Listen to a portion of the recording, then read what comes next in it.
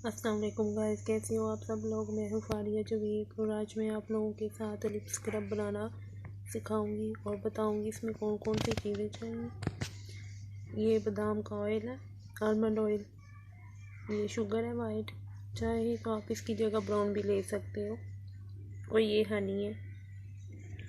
तो इसमें हम 1 चम्मच चीनी डालेंगे,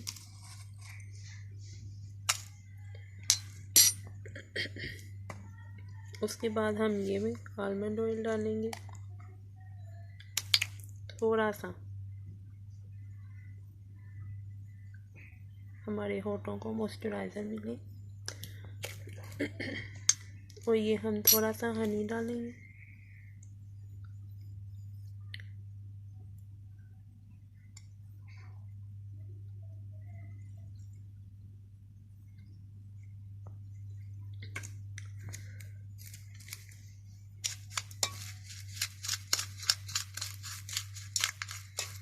इसको मिक्स करके अच्छी तरह आपने अपने होठों पे स्क्रब करने।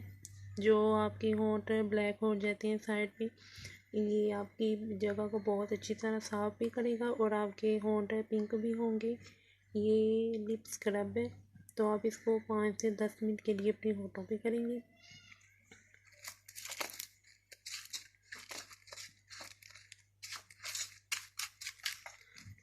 तो मेरे चैनल को सब्सक्राइब कर दिए, लाइक भी कर दिए। अल्लाह हाफिज़।